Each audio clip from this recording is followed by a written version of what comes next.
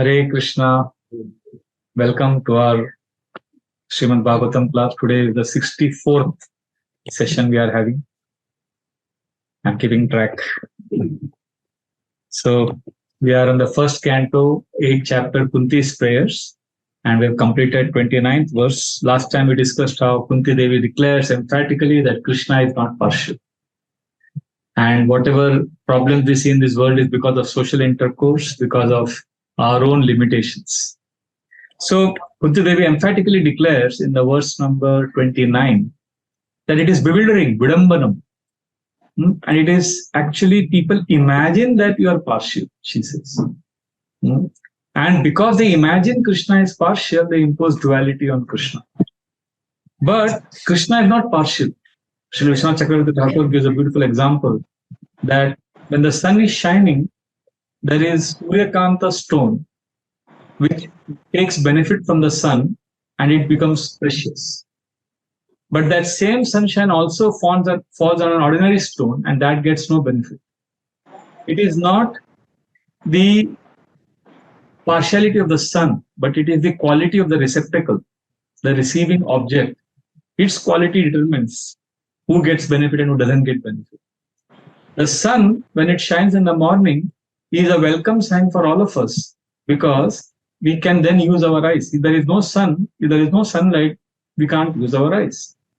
So sun is very beneficial for those who have eyes. But if somebody is blind, we cannot blame the sun for not giving him light.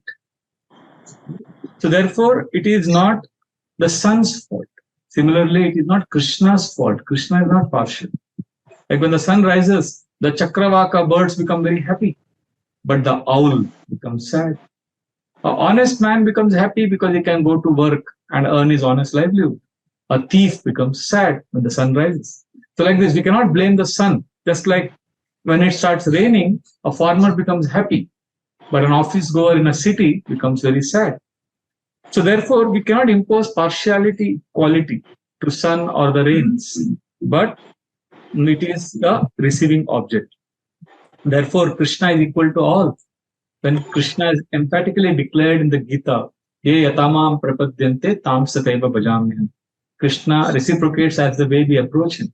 So we have to call out to Krishna. We have to cry out to Krishna. We have to beg Krishna, Krishna, please help me. And then we will experience, even if the problem doesn't get solved, we will feel Krishna's embrace in our life. And that will make us happy. That will make us accept the problem that we are not able to solve. Therefore, it is important to understand that Krishna is not partial. How we are offering our heart, that is more important. And Krishna, I think I gave an example once. There is prasadam distribution going on.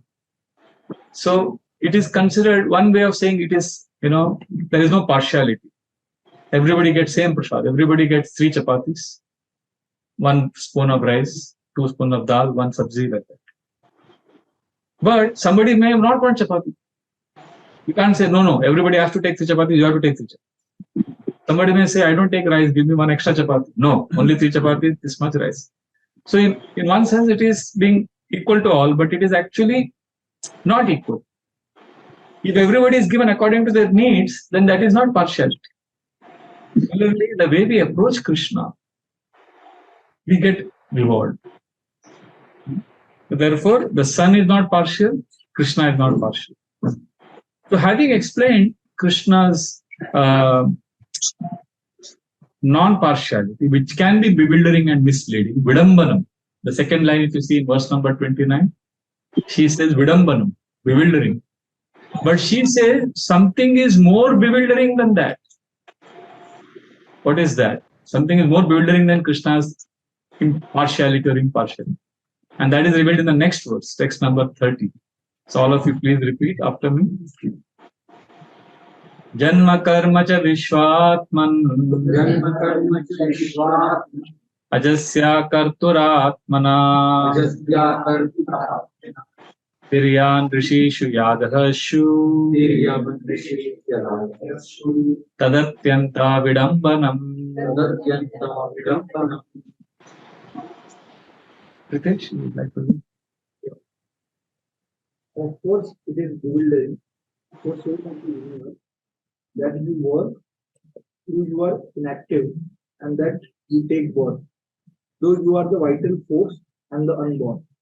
You yourself descend amongst animals, men, sages, and aquatics. Verily, this is bewildering. So she is earlier called Krishna's behavior as bewildering in the 29th verse. Vidambanam. Now she is saying Atyanta Vidambanam. This is more bewildering, that you are actually Aja, you are unborn, but you appeared as son of Vasudeva and Devaki. You are Akartur, you don't perform any activity, but you are performing so much of karma, actions. And you are the soul of the universe, but Vishwatman, but also you are appearing as a person here. And most bewildering is you appear amongst animals, humans, sages. How can this be? If you are unborn, how can you appear like this? So she is saying this is very bewildering. So Krishna appears not just amongst humans, he appears amongst animals also. This is very, very bewildering. Atyanta vidamban. That is why you see many Semitic religions, Christians, Jews, Muslims, they will always say this is bewildering. How can God come in human form? But they will accept that their Prophet Muhammad went on a horse which had wings and he went to heaven. That is history. Jesus walked on water, that is history. Now Ram Setu can be seen through satellite channels, but Ram is mythology. That story is mythology. So that is our problem. So Atyanta Vidambanam Kunti Devi is saying. So basically, not only bewildering, she revealed how Krishna is contradictory also. Basically, amongst boars, Krishna appears as Varaha. Amongst rishis, he appears as Nar Narayan. Amongst humans, he appears as Ram. So, very important to understand. This may be bewildering, this may be contradictory, but if we are devotees, if we offer our heart to Krishna, then these contradictions and bewilderment will appear very enjoyable. Atmaramascha munayo nirgrantapi urukrame kuruvantya hetukim bhaktin niktam bhuta gunohari. The Bhagavatam explains how Krishna is so attractive that if somebody is Atmaram, somebody is totally self-satisfied, he doesn't want anything and anybody. Totally satisfied. Or he is completely self-controlled. Krishna is so attractive. Kuruvan ahetukim bhaktim ittam bhuta gunohari. His qualities are so attractive that self-controlled, self-satisfied sages are also getting attracted. So therefore, when we hear about all these contradictions, Krishna appearing as Varahadev, as a pig, Krishna appearing as a half man, half lion, Krishna appearing as a human, Kshatriya. So this is all to increase our joy. Prayena munayo rajan nivritta gunavrittaye atmaramaya shantaya kaivalya pate namaha. Shukdev Goswami, when he starts speaking to Parikshit Maharaj, he says, very interesting, he says, oh, my dear king, you should know something about me. He is revealing his past. Shukdev Goswami. Prayena munayo rajan, O Rajan. I was almost nirgranta api urukrame. I was an impersonalist. I meditated on the formless aspect of the absolute truth. But what happened? I was Atmaram. I was peaceful. Atmaramaya Shantaya Kaivalya Pate Nama. I was a master of the monoist. But Yuvritta, Gunavritta, Krishna's qualities attracted my heart so much that I was completely captivated. So this is our Krishna. That yes, Krishna's qualities can be contradictory. Krishna can be bewildering. But this attracts our hearts, and even Atmaramas and impersonalists become devotees. When we say Krishna has no birth, Krishna has no activities, what the scriptures say God has no qualities, God has no birth, it is referring to Krishna has no material qualities. The same scriptures also describe the Lord's pastime. So how do you resolve this contradiction? See, when two scriptural statements are appearing contradictory, we have to harmonize those contradictions. We cannot choose one and reject the other. If one scriptural statement and a non-scriptural statement are contradictory, we accept the scriptural statement. Just like if a cow and tiger are fighting, we will protect the cow. But if two cows are fighting, you will protect both cows. Similarly, when scriptural statement and non-scriptural statement there is contradiction, we know what to defend. But two scriptural statements are contradicting, we have to defend both. So scriptures say absolute truth has no form. And scriptures also say absolute truth is enjoying pastimes in Vrindavan. That means, oh, it doesn't have form, it doesn't have material form. You can't say, impersonally say, no, the second statement is not true. It is Gaunavak, it is not main state. No, that is wrong. So, we have to use our intelligence and come to a conclusion. Our acharyas have given us that conclusion. Like there is a statement, Ramesh doesn't eat food during daytime. He fasts during day. And next statement says Ramesh's weight is increasing day by day. Then what does that mean? You said it. That book did not say that. That means you used your intelligence, right? Similarly, scriptures are saying that absolute truth doesn't have form, and absolute is also performing pastimes. That means this form is spiritual, it is not material. So it is common sense, but unfortunately, people don't want to accept, they don't want to relish bhakti yoga, they will give this kind of excuse. But Krishna's pastimes are very relishing, and he performs these contradictory qualities so that we enjoy. Just like when you take lemon juice, there is sugar, but also little salt is added. It enhances the taste. Similarly, some contradiction makes us relish Krishna's pastimes. Somebody may say, oh, why Krishna has so many contradictions? I could have worshipped him better if there were no contradictions and, like that. Then okay, then you worship Ram.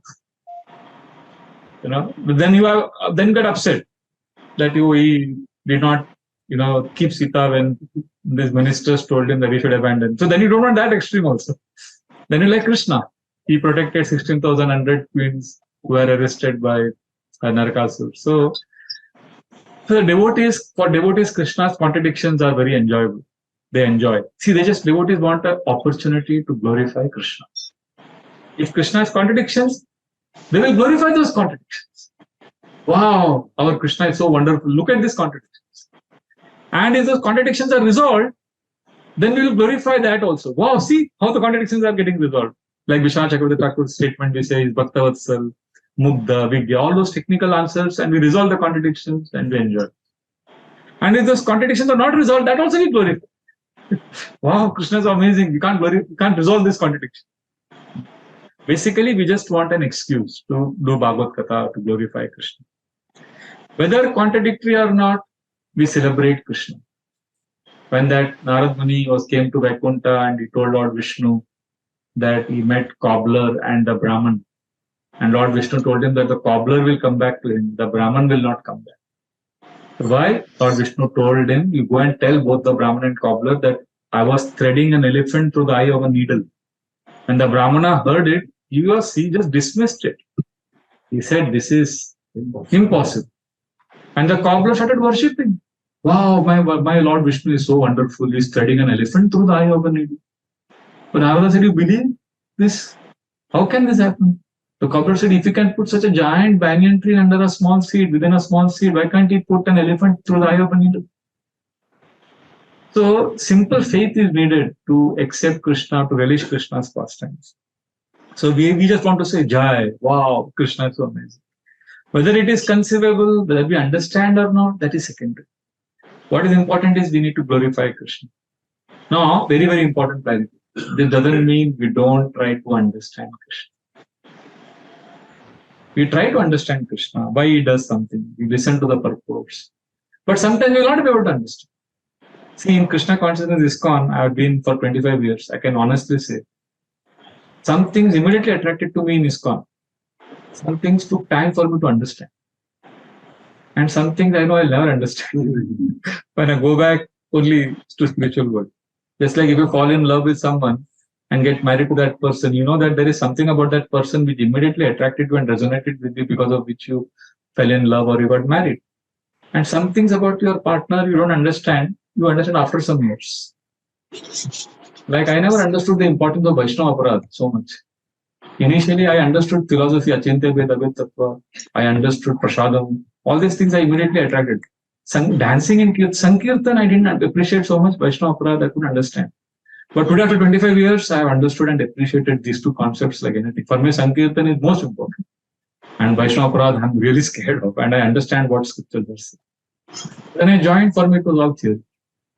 Something I immediately understood, something I did not understand. There are some things I'll never understand. I won't tell you what it is. But I think, so just like you love your partner, some things immediately resonated with you. Some things took time for you to understand and appreciate another person. And some things you have to live with it till you die. Right? So just because you love your partner doesn't mean you have to appreciate and like everything about that person.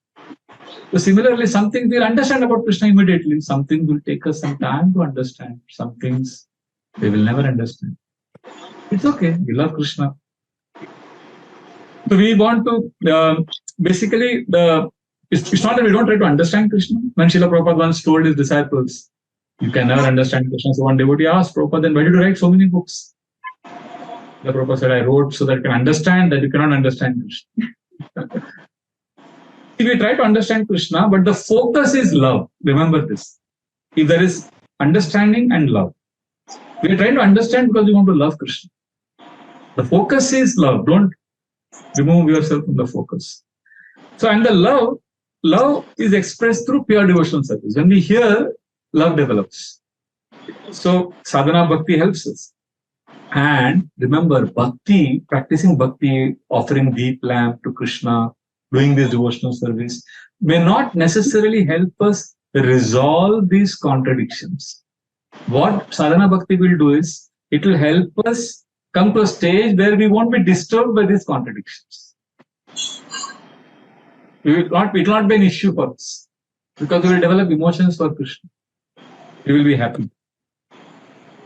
So that's why she's saying Krishna, amazing. When she's saying it's bewildering, she's not saying Krishna, I'm so bewildered that, I can't do bhakti or, I can't love you. No, it's bewildering. It's amazing, amazingly bewildering. So now she is giving an example of her own Vidamban in the next verse. What is bewildering her? So that is the most famous verse, and what a happy coincidence. This is coming in the month of Kartik, this verse. Text number 31. It's amazing. I was so happy to see this, that this had to come in the Kartik month only.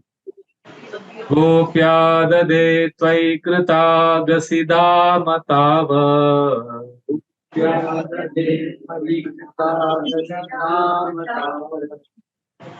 Yate dasha shrukalilanjana sambramaksham.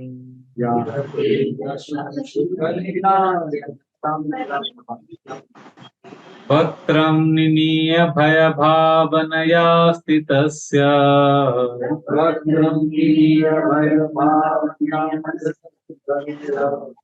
Samam vimohayati dhir api yad vibheti.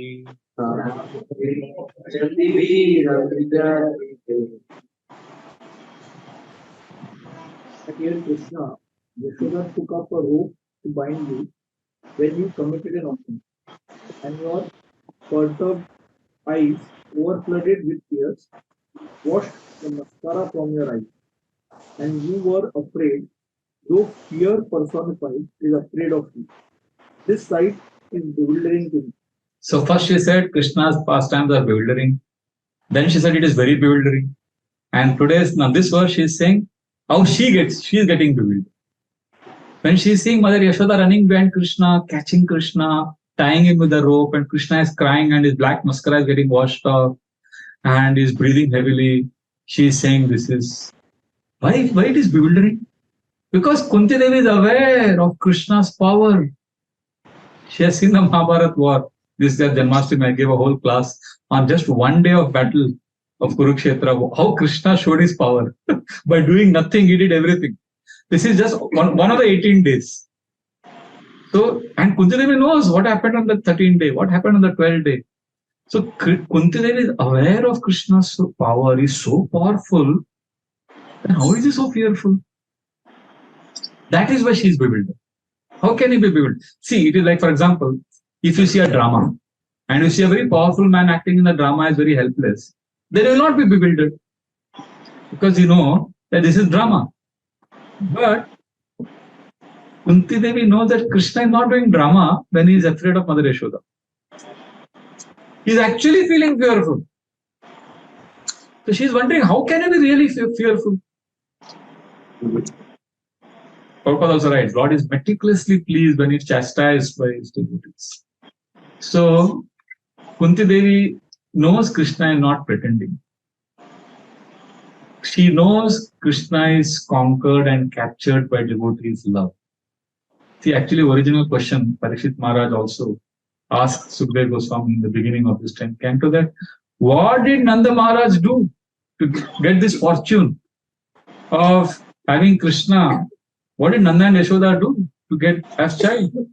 And towards the end of his pastime, Sukadeva Goswami reveals, it is Pratyavashyatam. Krishna is controlled and conquered by the love of his devotees. Nemam virincho na bhavo na shrirap anga samshaya prasadam levire gopi tatat prapya vimuktida. What Brahmaji could not get, what Lakshmiji could not get, what Shiva could not get, an ordinary gopi got. That's what Sukadeva Goswami's verdict is.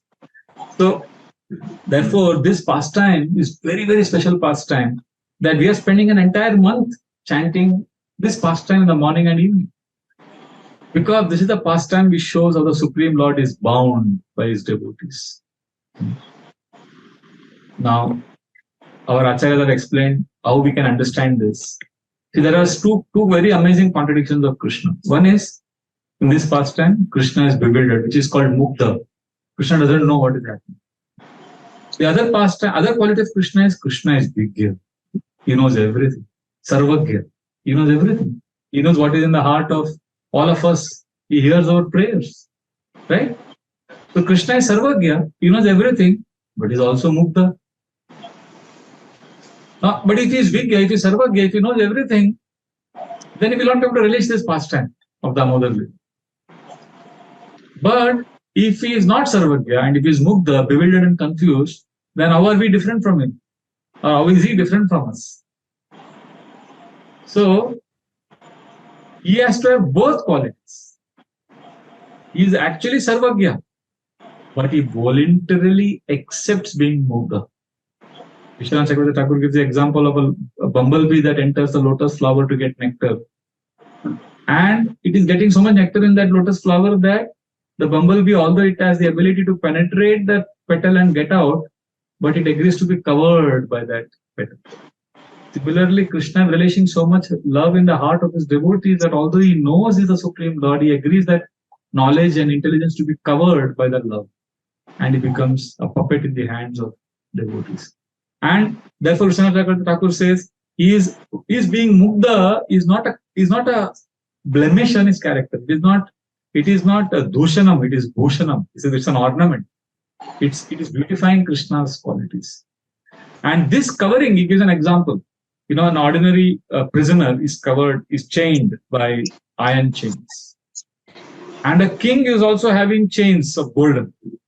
Both are having chains, but there is a big difference. So like that, Krishna is special. See, he gives the example of Indra. You know, Indra once became a pig. There's a long pastime. He was cursed. And when Brahmaji came and told him, you're Indra, you become a pig. Come on, come back. I'll take you back to Indra Loka. Indra said, no, but Brahmaji, I'm so happy here with my pig wife, my small, cute children, and such nice stool and gutter food.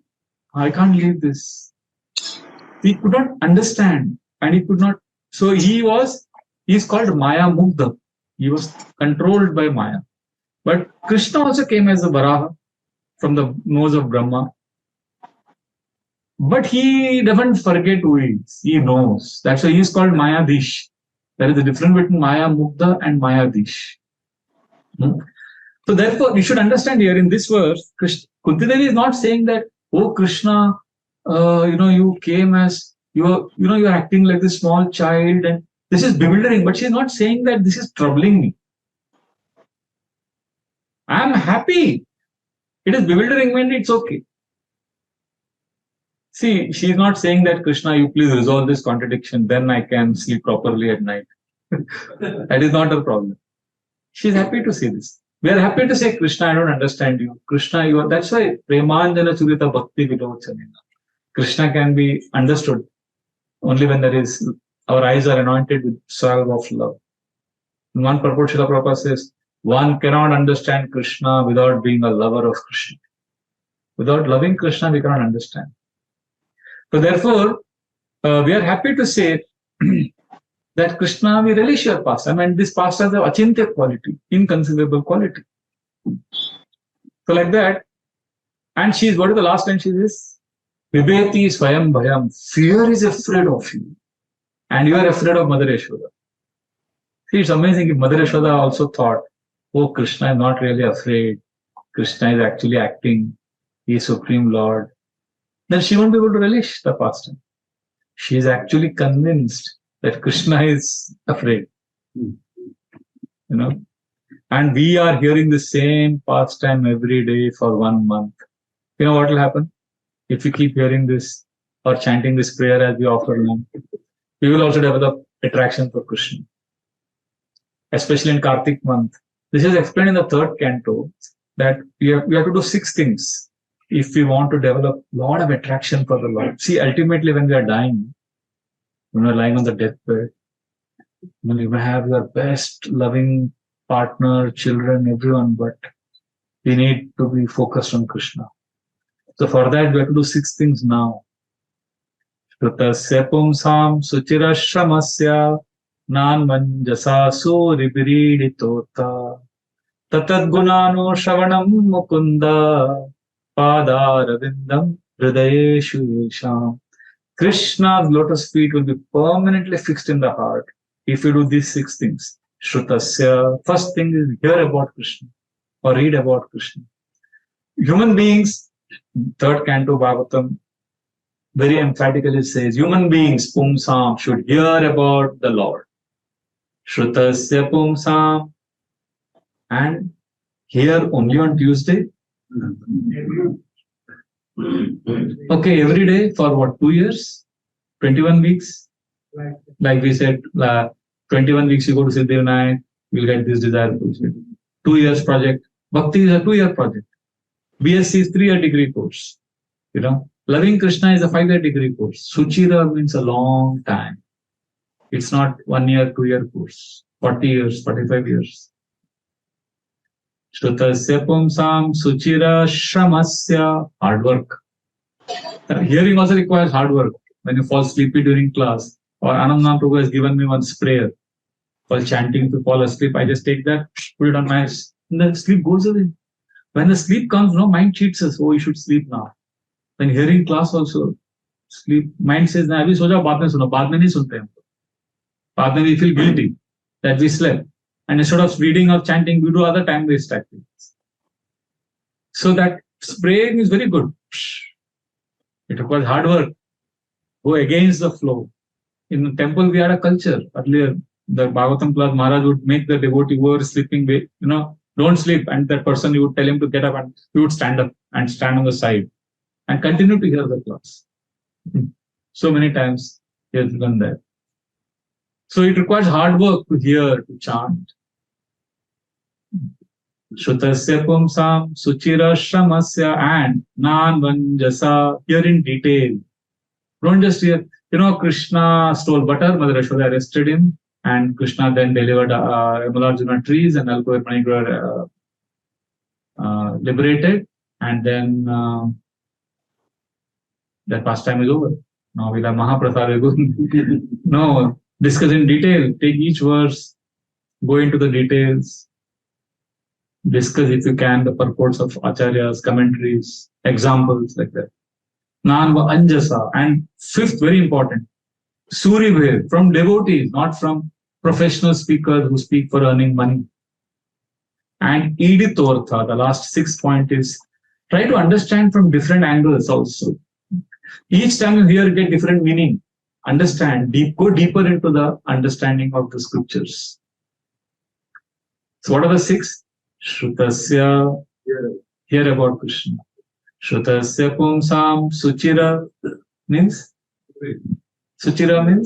long time. Shrutasya pumsam suchira shramasya. Shramasya means third thing, hard work. Shrutasya pumsam suchira shramasya nan anjasa. Detail. Nan manjasa suribir. Suribir? Detail, devotees. Iditortha. From different angles you approach the subject. What will happen? Tatad gunanu shravanam mukunda. This kind of shravanam will help us remember the Lord. And when we remember the Lord, pada ravindam hridayeshu isham. The lotus feet of Krishna will be imprinted in the heart. So this is the way what we are doing is, we are basically, when we are offering lamp the day of Damodara, we are making a very big announcement to Krishna. Krishna, I want to develop attraction for you. See, Krishna loves us. And we all can have the same relationship with Krishna, believe it or not. We can have the same relationship with Krishna like Krishna's parents had. Right now we cannot have. I agree. But we can have. Like same relationship like Krishna's friends have, Krishna's parents, Krishna's lovers. We all can have that relationship with Krishna. Srila Prabhupada has assured us that, he said in one lecture I was hearing, Prabhupada says, you can love Krishna like Mother Yashoda and Nanda Maharaj. Of course, we can't become Nanda Maharaj and Yashoda. That position is already filled. But we can have a paternal relationship with Krishna. That is possible. So when we have these festivals like month of Kartik or hearing Bhagavatam, ultimately that is the agenda. We can develop so much attraction for Krishna that we can have a relationship with Krishna. And Krishna consciousness process is to develop that loving relationship with Krishna. So therefore, please know what you're doing every day here is not a ritual. It is an action you're performing by which one day you can come to a stage where you can run behind Krishna and close his eyes and say, Krishna, guess, who is this? Or you can tell Krishna, Krishna, I'm hungry. Right now, you can't tell Krishna, I'm hungry. Right now, we should say, Krishna, are you hungry? We should feed Krishna. See, right now, we ask from Krishna. If we ask Krishna, I'm hungry, that is because we want Krishna to serve us. When Krishna's friends in Vrindavan tell Krishna, Krishna, I'm hungry, they're saying it because they know Krishna loves to hear that. They know that Krishna wants to get some prasad for his Gopa friends. So basically, whatever they say, they are doing it so that Krishna is pleased. In Brahmana Bhayusi, Agit Brahmana pastime, Krishna's friends tell Krishna, Krishna, we are very hungry. The demon, you have killed so many demons, what is the use? Right now, the demon of hunger is attacking. Kill him. So like that, they're making Krishna very happy. So, so when we hear this pastime, we will eventually come to a stage like the Gopas of Vrindavan. We will develop that affection. So what we have to do for that? We have to serve. Because unfortunately, our situation is we don't have right now the natural attraction for Krishna that we can demand like that. We don't have that adhikar. Relationship mein adhikar hota hai na? Like I remember my grandmother. I grew up with my grandparents. So my grandmother would tell me this. Every time she would tell me, I would hear with great attention. She was married at the age of 7. And my grandfather was 12 or something. So she would tell me this story. And I came to Krishna consciousness. Then I could connect to what she said more deeply. So they were married, like she was born in 1900. My grandfather was 1900. And my grandmother was 1910 or something like that. Very olden days. So she says when she was married, she was very excited. Because she thought marriage, as a 7-year-old girl, she thought marriage means a lot of festival, new clothes, and a lot of food, fun. So she was very excited of getting married as a 7-year-old girl. And then after marriage, of course, the Vedic culture, because it is child marriage, they don't stay together. So, but she didn't like my grandfather. She just wanted to get married. He went, oh, great. But then she realized, I think every week or there a fixed day when my grandfather's family would come home.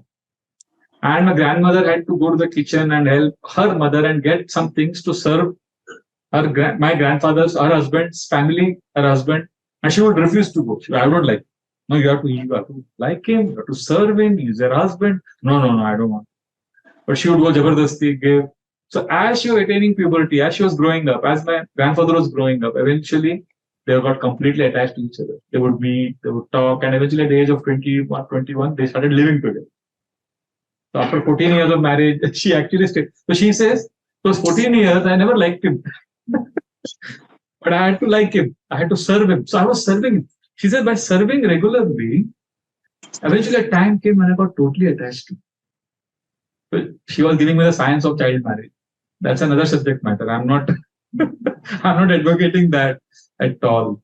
In the age of when we are talking about gay marriages, I can't talk about.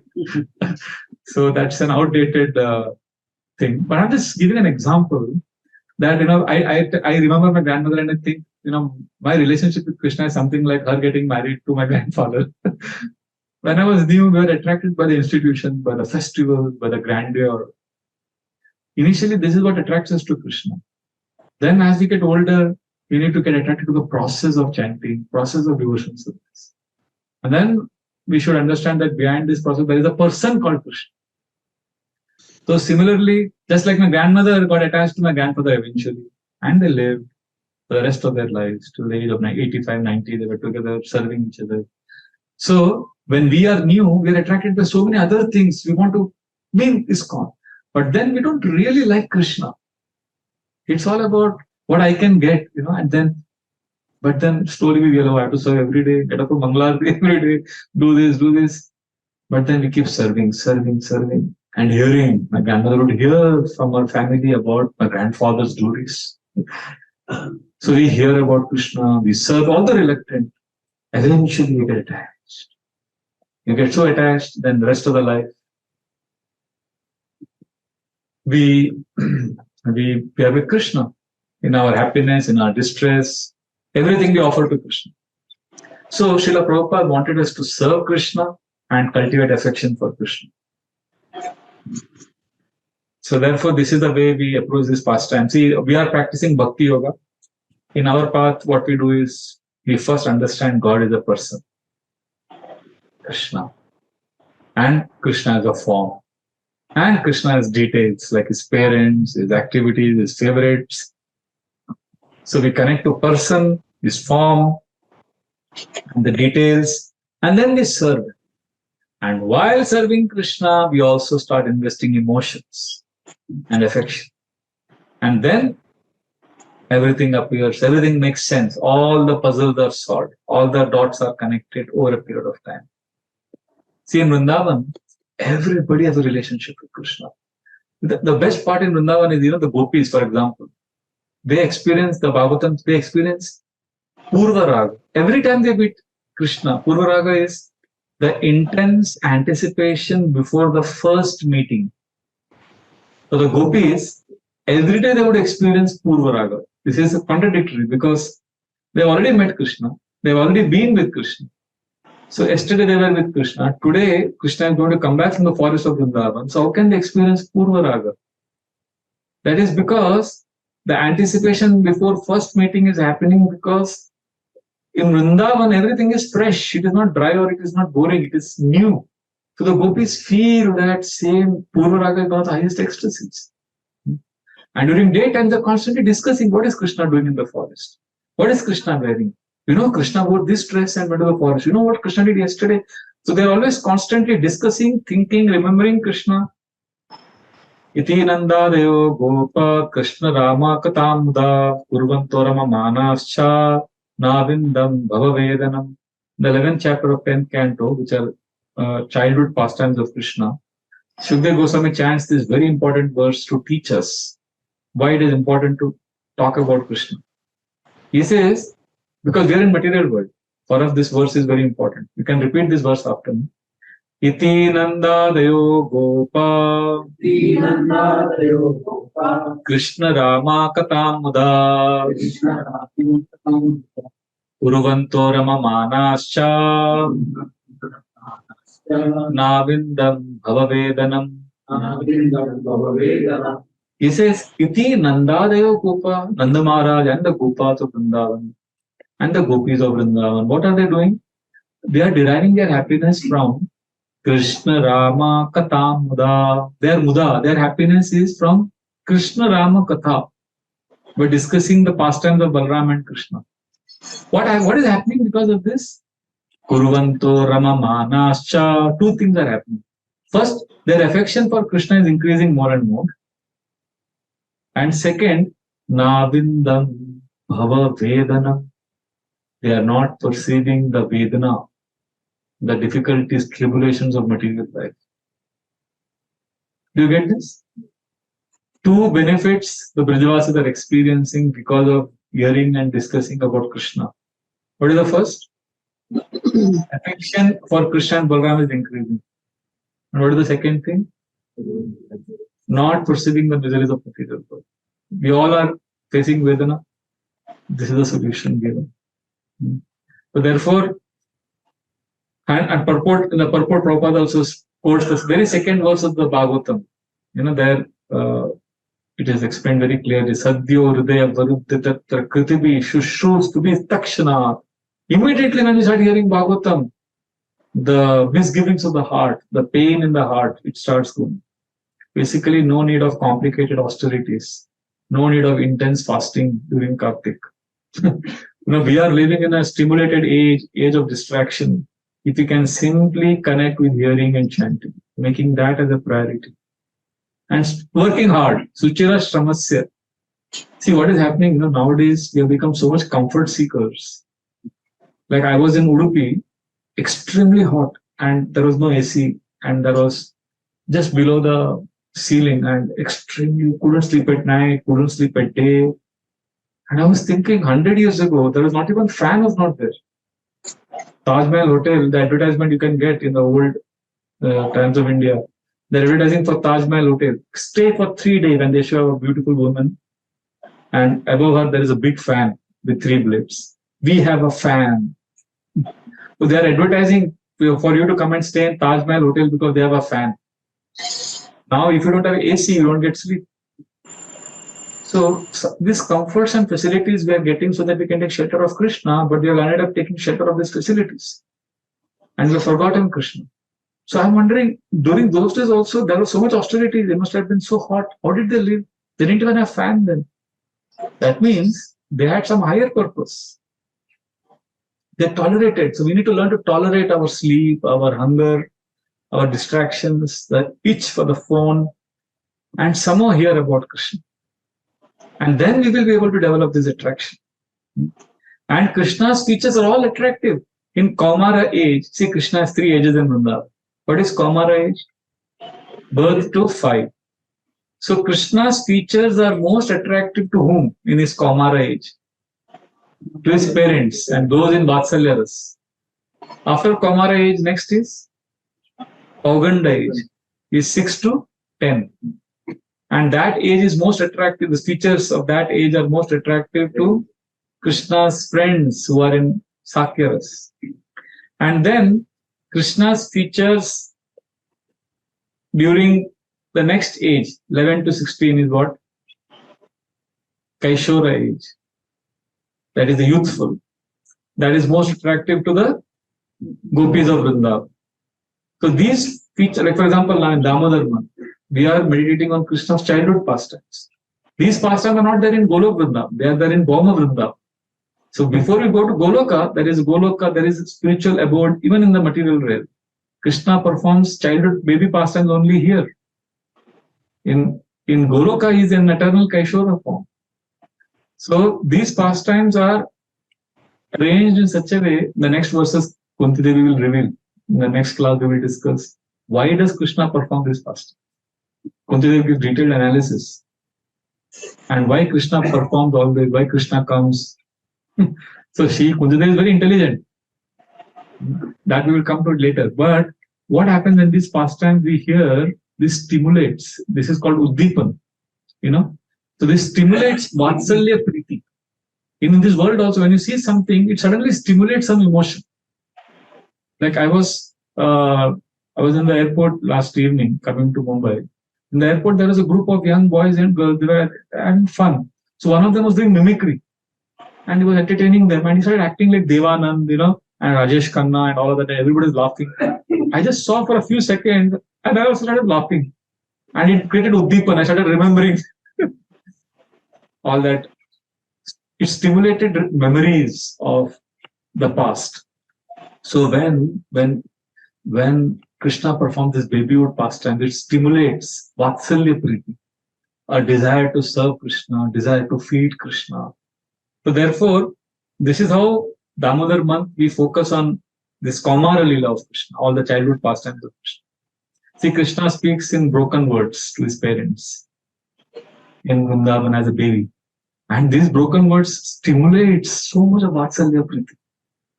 And Mother Yashoda, Nanda Maharaj, the elderly gopis, they become very attracted to Krishna more and more.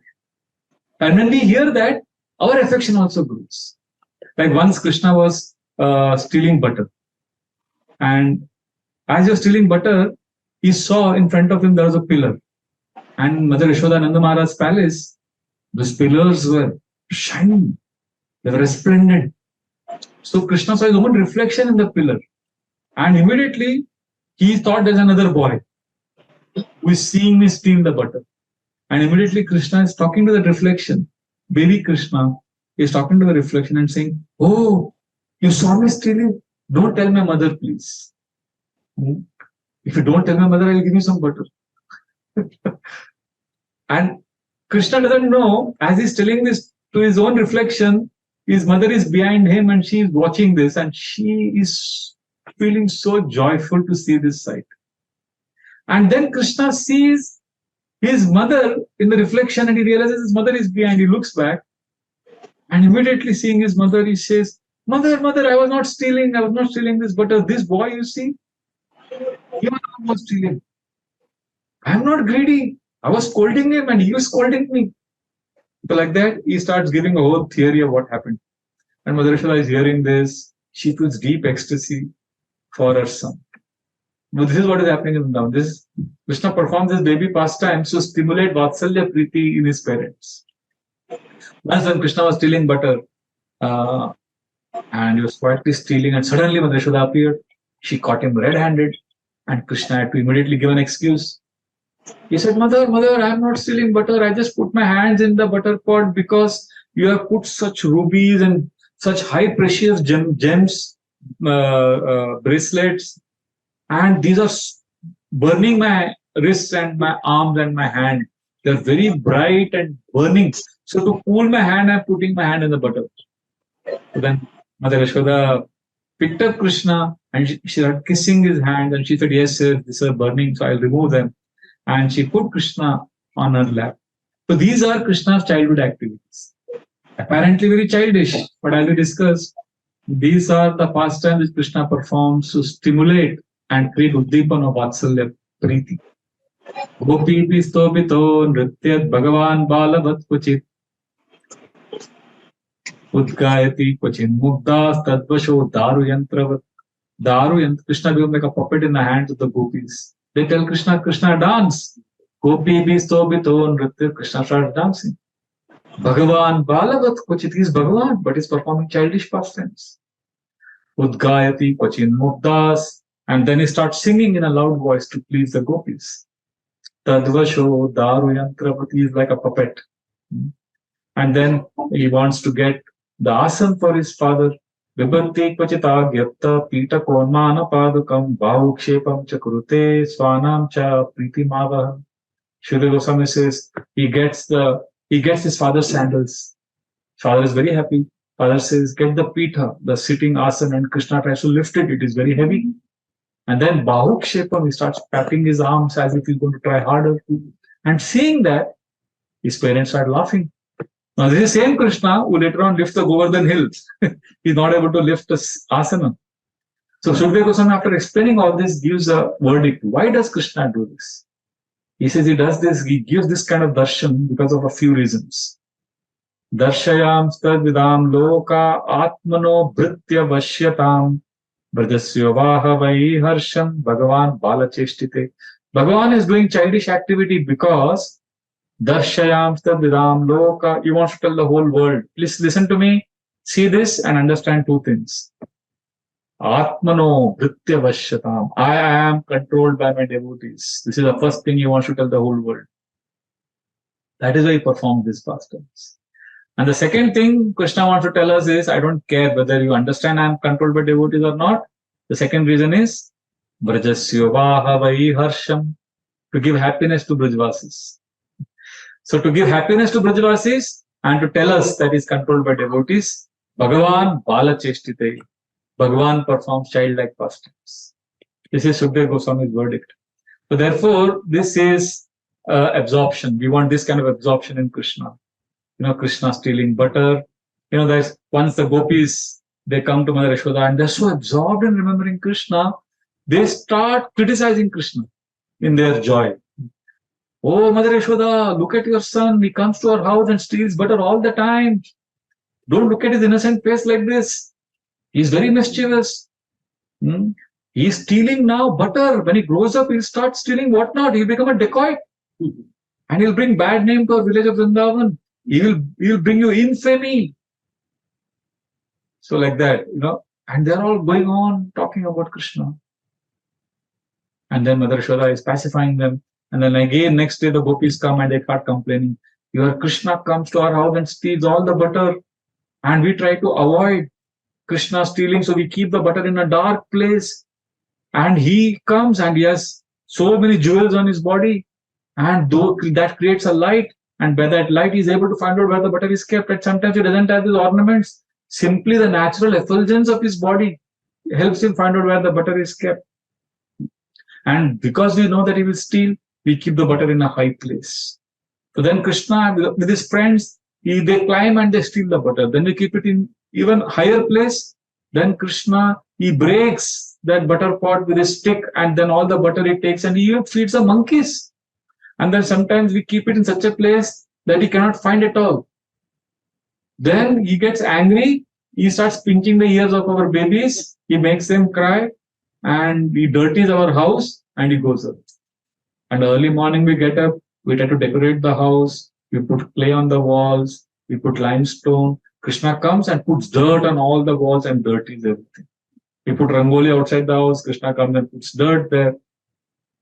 And he comes early in the morning before even we have woken up. And he goes to the Goshala and releases the cows, and the cows drink all the milk of the cows. And then we go to milk the cows, there is no milk. So like this, they start complaining. Oh, Yashoda, we try to catch Krishna. When we catch him, he has stolen butter and we are very angry with him. And we catch him and we look at him to scold him. And he looks at us and smiles. And his smile is so captivating. We forget to scold him. And we can't do anything. And he keeps looking at us. And we also keep staring at him. And then the gopis say that sometimes we plan. We are not going to allow him to bewilder us. See, if he smiles at us, we will be very strong and will chastise him. So we arrest him. We are determined not to be under his spell. So when we catch him, he twists our arms and releases himself and runs it. And one gopi told Mother Yashoda that there are times when I have caught him and I tell him, Krishna, stop, you're a thief, stop. So when I tell him stop, he looks back and he says, you stop. And then Krishna's voice, Rupa Goswami says 3 things about Krishna are very deep. His navel, his intelligence, and his voice. When his deep voice and he says to that gopi, stop. The gopi says, I just get stunned. And then Krishna says, so you're chasing me? You think I'm troubling you? Wait till tomorrow. See what I'll come and do at your house. I'll do something worse than stealing. And you will regret. I will come home and make your babies cry. So like that, the gopis are complaining to Mother Yashoda that how Krishna comes every day and he gives us trouble. So another gopi said, one day I told Krishna he was running, he was stealing, and I caught him and he was running. And I told him, you thief, stop. And Krishna turned back and said, you are a thief. I was shocked. And then Krishna said, don't you know your house, your property, everything belongs to me. I'm the Supreme Lord. So then all the gopis looked at Mother Yashoda and said, see, we're all complaining to you and you are simply listening to us. But Yashoda, you should know, look at your Krishna. Krishna was just sitting innocently. So this gopi said, you are thinking your son is very innocent and he's sitting quietly.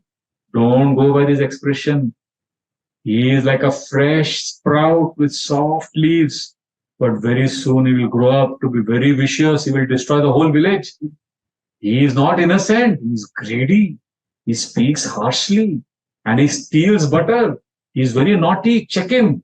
Otherwise, he will become very bad. Oh, Brajeshwari, Yashoda, stop your son. Otherwise, he will bring lot of suffering.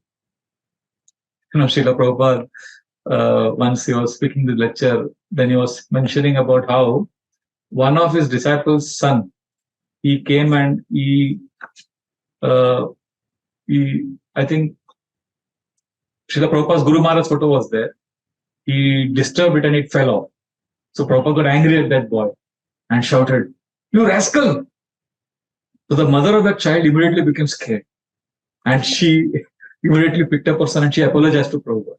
So Prabhupada realized that when he scolded that small boy as rascal, the mother got scared. So Prabhupada laughed. And Prabhupada told that mother that when the child is a rascal in childhood, then he becomes a gentleman when he grows up. So Prabhupada just consoled like that. So gopis are complaining to Mother Yashoda. And when they are saying all this complaint, Mother Yashoda looks at Krishna. Krishna is very quiet. And Krishna's eyes become moist and he has tears in his eyes. And Krishna says, "Mother, they're all lying. They are actually speaking the truth. I did go to their house, but I go to their house because I love them. I have so much affection for them and their children. And I love their children. And I didn't go and steal anything." You can see the CCTV camera footage. Krishna is clarifying, "No, I have not stolen anything. But I go because I love them. And now they're accusing me and they are saying such wrong things. Why I should go to their house? Next time I'll not go to their house. I get everything in this house." So then Krishna starts breathing heavily. He starts crying. And then he looks at Mother Yashoda and says, "See, they are so ungrateful, Mother. I go because I love them and they are giving this false complaint." So how does Mother Yashoda respond in this situation? Very interesting. She picks up baby Krishna. She puts Krishna on her lap. She embraces Krishna and she turns to all the gopis who came. And she tells them, "You have scolded my son enough. My Krishna will never steal. Enough of lying." So then Mother Rohini comes. She has Chandan. She puts Chandan on all the gopis. And they all go back happily because they just wanted to speak about Krishna. And they realized, oh, Yashoda is just speaking like this to please her son Krishna.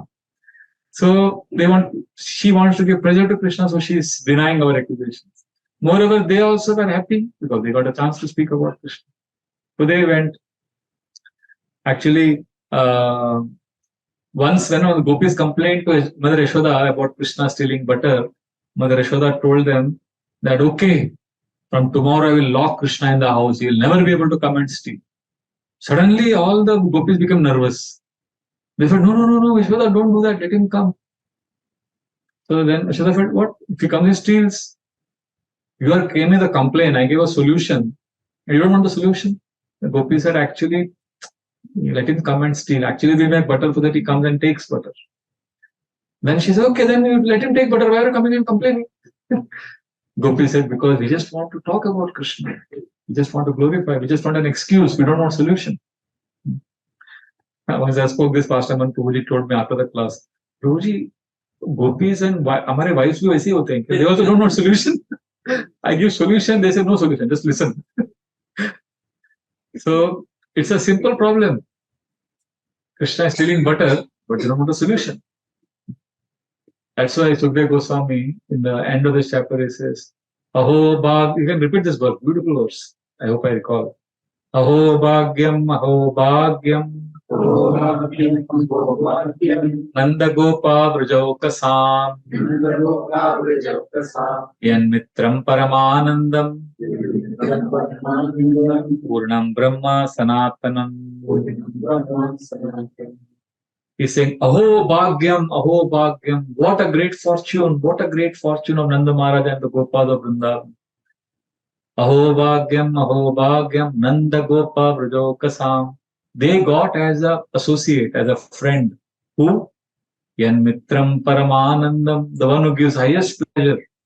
Purnam brahma sanatanam, is the supreme Brahman. He's eternal. This personality they got as their friend. So like this, there are unlimited pastimes. One of the gopis left. Once one very famous pastime of Krishna is Prabhavati Gopi. She came with a complaint. She had actually caught Krishna red-handed stealing. So she tightly caught Krishna and she was getting him to Mother Yashoda. And on the way, she saw Nanda Maharaj coming in front. And in a Vedic culture, generally the gopis would not confront. If they had a complaint against a child, they would not complain to the father of the child. They would complain to the mother of the child. So she didn't want Nanda Maharaj to see Krishna. So she covered Krishna's face with a pallu so that Nanda Maharaj doesn't recognize. And then she walked ahead and then she saw Mother Yashoda and she said, see, your son is stealing so much butter. I caught him red-handed. So Mother Yashoda said, really? Where? So she removed the pallu and it was her own son. Krishna, while walking, he had caught Prabhavati's son and made her hold him and then he had slipped up. So then Prabhavati said, this is my son. Mother Yashoda started laughing. You want your own son to complain to me? So the next day again she caught Krishna. But this time she was very careful. She said, now I will not allow him to sneak out and get my son inside.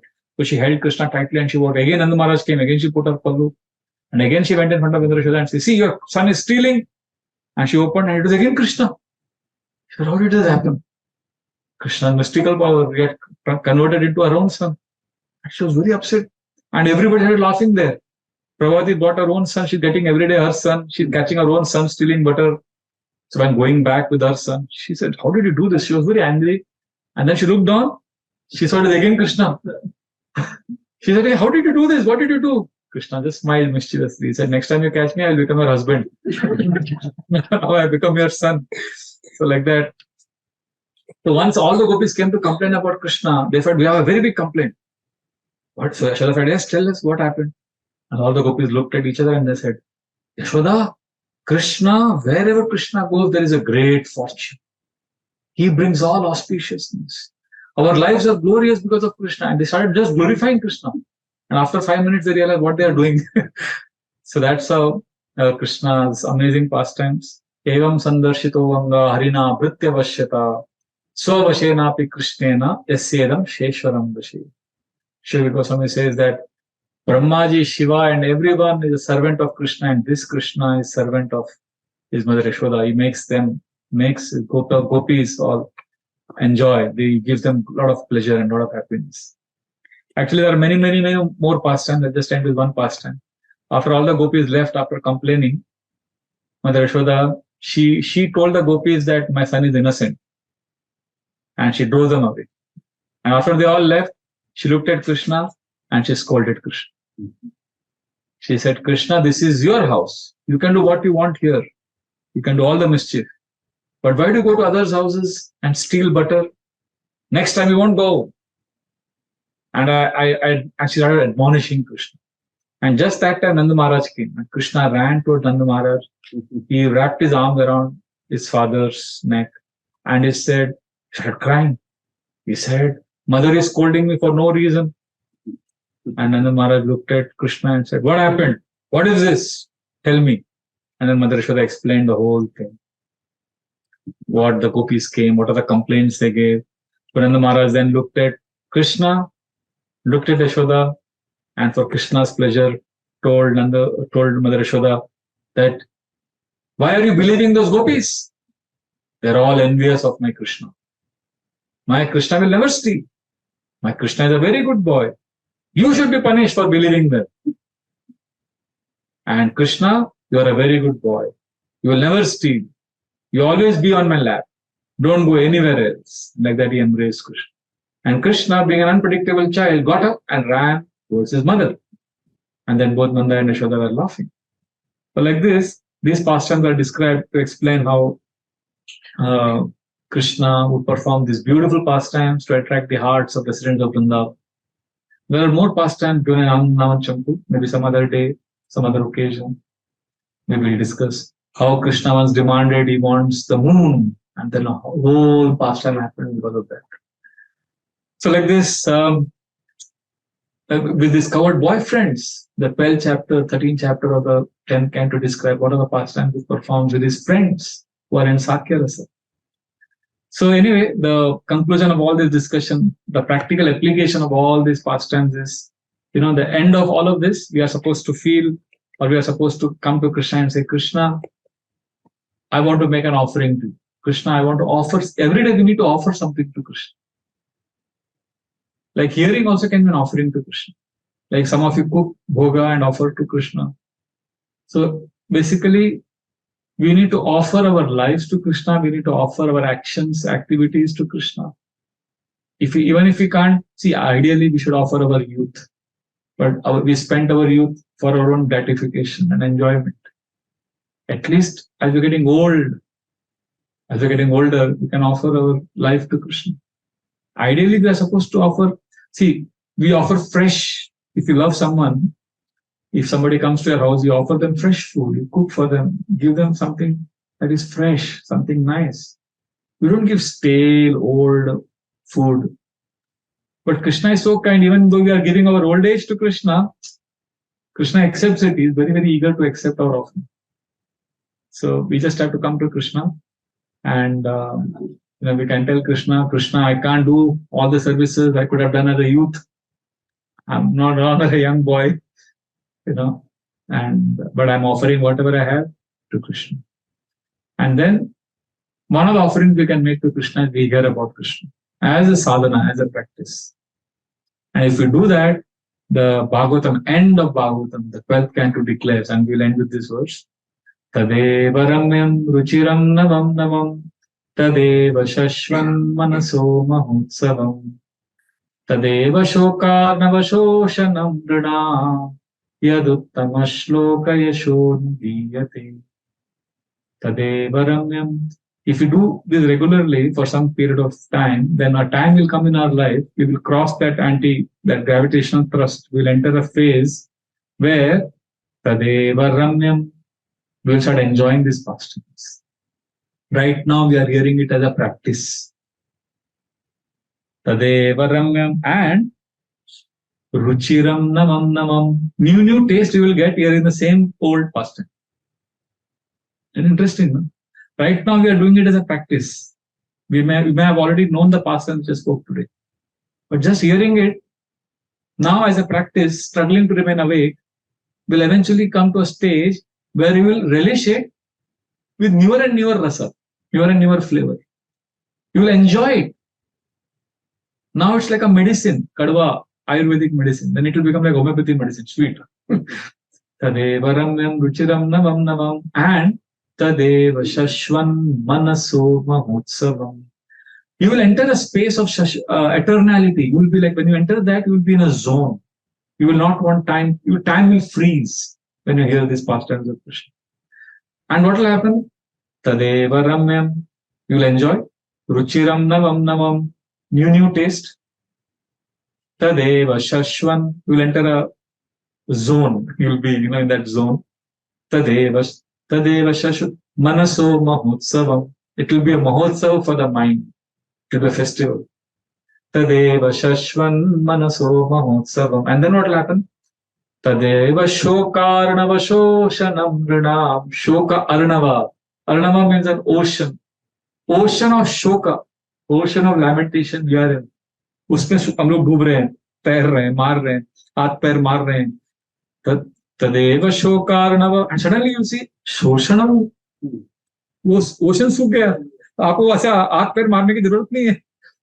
We are in the middle of an ocean and we are beating our arms in the waves of this ocean of suffering, and suddenly you see that this shoka arnava has सूख गया. This is all will happen if Tadeva shokarnava shoshanam rinam yad uttama shloka yashono giyate. Glorify uttama shloka. Glorify Krishna, and this is what will happen. So we have discussed 2 verses of Kunti. Now, next verse onwards, she is going to analyze, like some of you already may have this question, Acha, but ye sab Krishna kar rahe hain. So now she is going to explain the reasons, different reasons why Krishna or how Krishna appears in this world. What are the different theories? And then she will say the actual reason. She will end that entire section by saying, what is the actual reason why Krishna appears? You heard, na? Krishna is appearing, doing all this, stealing all these pastime. Why? So she said, okay, I told this pastime, and there are people who say why Krishna comes, but I will tell you the real reason. That is 4 or 5 shlokas are there that we will take collectively next time. We went over time today. Thank you. Sorry. ग्रंथराज Shrimad Bhagavatam की जय, श्रील प्रभुपाद की जय, कृष्णचंद्र भगवान की जय, गुरुनंदन श्याम सुंदर की जय, बोलो मोर मुकुट बंसी वाले की जय, वृंदावन धाम की जय, कार्तिक मास की जय. Thank you very much. Hare Krishna.